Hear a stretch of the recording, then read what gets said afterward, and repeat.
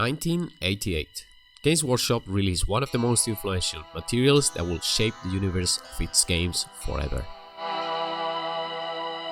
It was in this manual, aptly named Realm of Chaos, Slaves to Darkness, where we could see more than a glimpse to the ruinous powers that became a cornerstone of the Warhammer 40k and Warhammer Fantasy universes. But this video is not to talk about this book. In fact, some time ago, one of the followers of the channel asked if I could paint the result of a crazy night out between a lobster, a chicken, and a supermodel or two. Cocaine is a hell of a drug. Daemonettes, arguably one of the most interesting concepts in the lore and miniatures from Games Workshop. It could have been tremendously easy to just get one mini and paint it, and be done with it, but where is the fun in this? Let me show you how I tried to emulate paint jobs from 1988 until now on how to paint Slaanesh Daemonettes from old to new.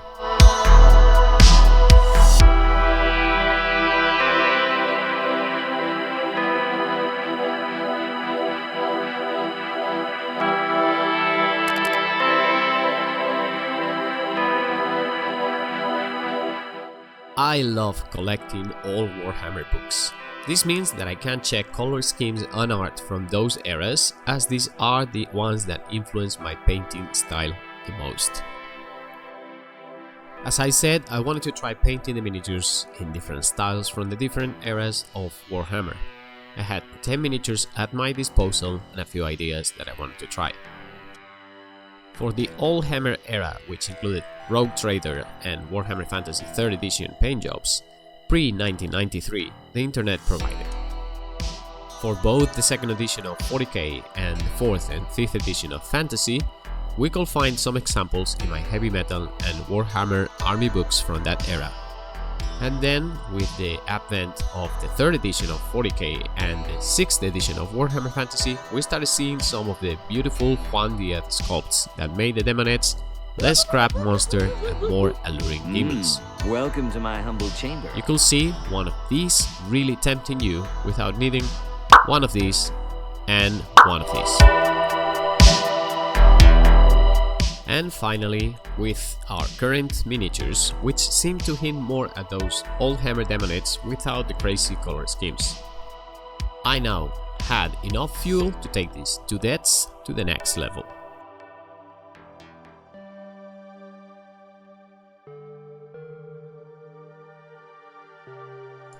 After seeing so many good examples of what I could do with the 10 minis I had at my disposal, it was time to build them.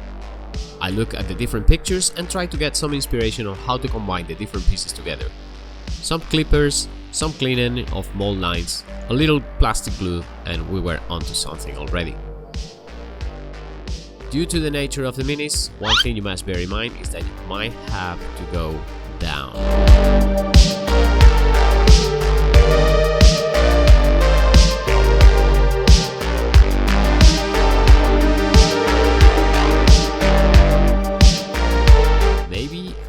Even more than once. Bruh. I don't know, some of us might enjoy doing so. For the bases, I decided to go square and do my usual thing with the odd bits I paint for the channel, as I want to be able to play with them eventually. I'm not a 40k guy, I'm not an Age of Sigmar guy, so I based them on squares and decided to put some sand and rocks in them so I could paint them like I usually do with my dungeon bases. This way, I could get them to be useful in some Hero Quest or Warhammer Quest adventure. Also, maybe, I will end up collecting a whole Slaanesh army to use them in Fantasy. Who knows? Then it was time to prime them.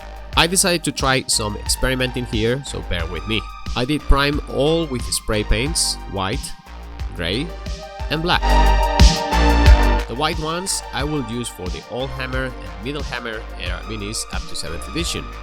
The grey ones will be for the Latehammer and Age of Sigmar miniatures. And the black one, well, that one is a surprise, so stay tuned until the end. A word on spray primers. If you find a brand you like, stick to it. I have used many sprays along the years and now I have found one I really love, Marabou. Unfortunately, I had run out of white, so I used a Liquitex can that I had hanging around. It took 2 different nozzles, 3 coats and a lot of cursing before I could finish priming them to a decent state. For what it's worth, this is what I am doing with it.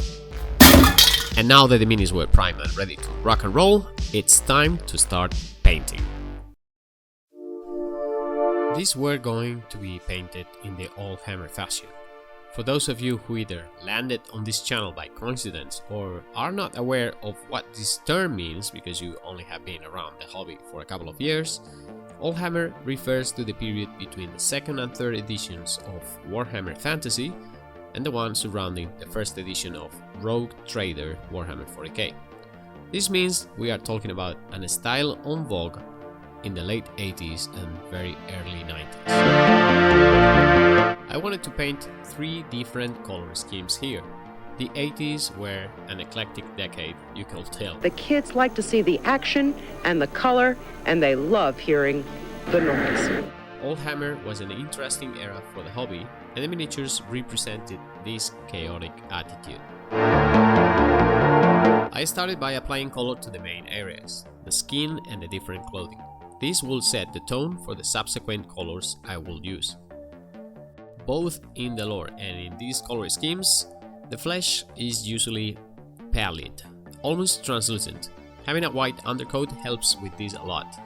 Using the different colors here and then highlighting when needed to regain the paleness was an easy and enjoyable task.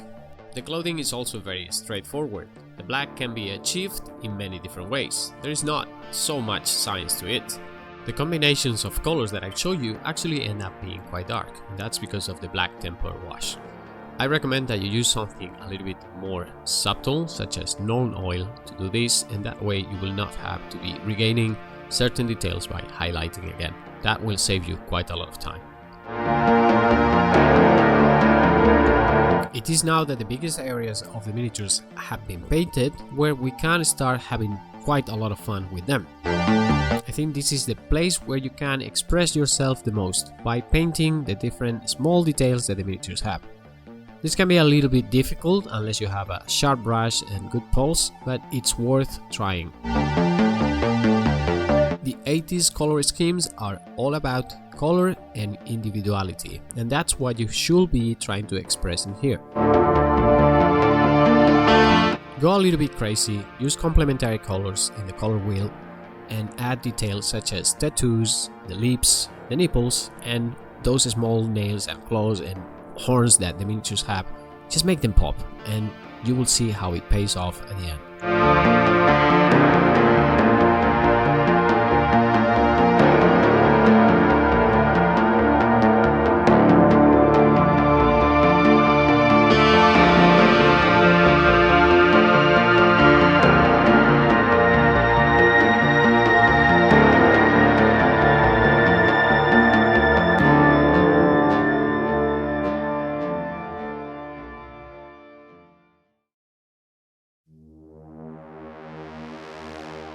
Fast forward to the Middlehammer era.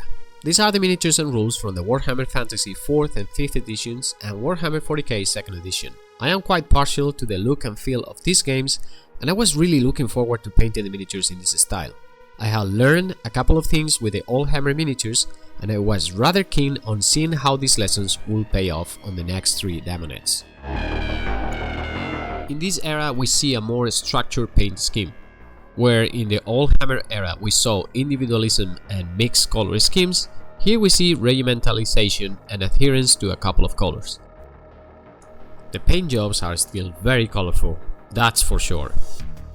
This was also nicknamed the Red Era for a reason, as most miniatures will have strong, very bright reds. I love this style, and although it is dated by today's trend on grimdark and realism, I think this is where the charm of the old days comes from. For the skin, I decided to go with pale flesh colors. I am experimenting with the painting here so you can learn from my mistakes and lessons. I tried different colors, and I must say the best outcome was from using a 3 parts medium, 1 part Milliman flesh mixture, as it meant I wouldn't have to clean up with many highlights. The paint flowed well and left no drying marks or pulling. Lesson learned. On the clothing, I used lighter colors this time to get deep grey and bluish clothes. The results were better and took less time. I will still do some pure white highlights in those areas that I felt needed some, and mostly on the two Daemonettes that I didn't paint using medium, as the skin tone was too dark for my liking and not as neat as I wanted to be.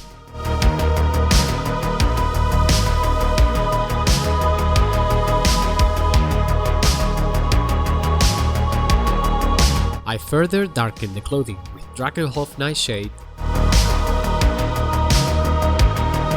Norn Oil, or a combination of both. I did the same for the pincers on the Daemonette with the bluish color scheme. That same Daemonette received a quick glaze with Volupus Pink to its skin, as this is how the color scheme looked in the examples I chose to follow. The other two Daemonettes I painted with the characteristic red pincers, which I built up from Sigismund Yellow, air color, and then painted with Blood Angels red. You will notice that I also painted the legs with a little of the same yellow to make them look more bird-like. After that, all that remained was painting the metallic ornaments, the eyes, lips and nipples, retouching the horns and spikes, and that will be all for the Middlehammer era minis.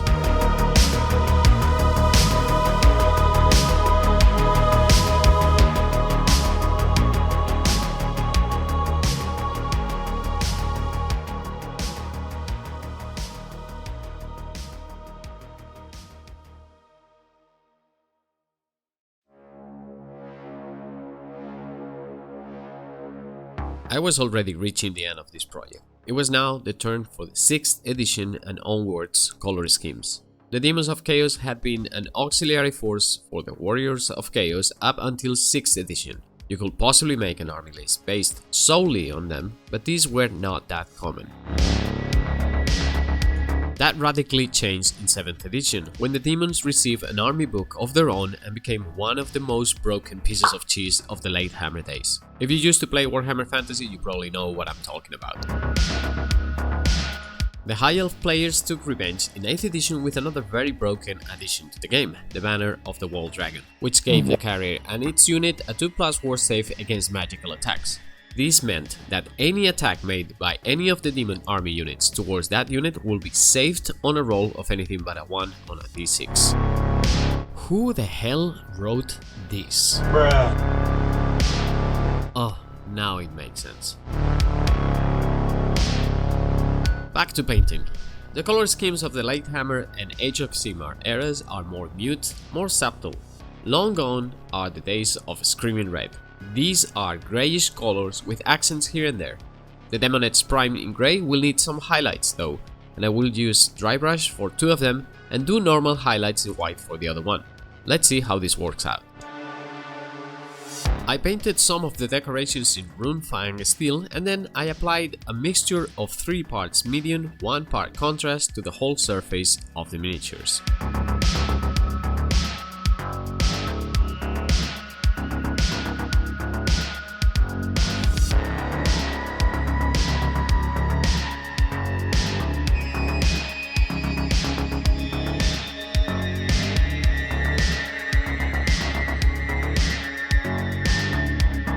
For the claws, horns and the mottling that I wanted to copy from the 6th edition Daemonettes, I used different colors, experimenting with them and seeing what results were better.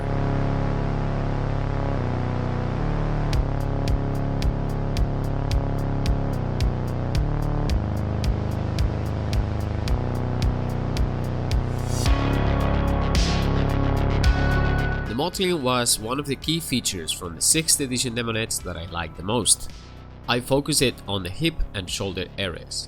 Also, this time around I really didn't want to highlight the details on the little clothing the minis had, so I tried to control the wash and made sure there was no pulling whatsoever.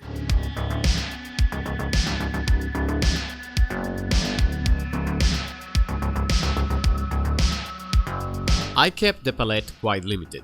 This era of Warhammer needed bigger armies, and the less steps you needed to go through to get your units painted, the sooner you could start playing. Which brings me to the next point. I really found the grey primer to be too dark for this, so I started doing some highlights on the Daemonette that I didn't dry brush.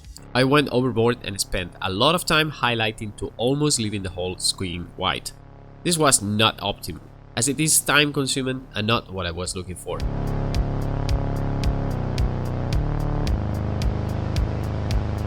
So in order for you to not fall in the same mistake that I did, avoid doing this. Prime white or do a zenithal highlight before coating the mini with washes.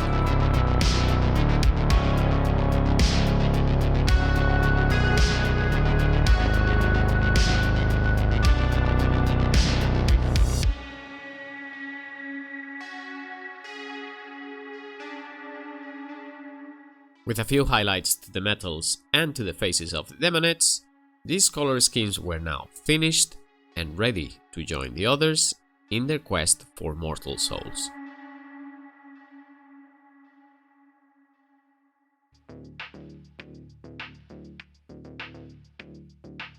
What have I learned during these past few days painting Daemonettes?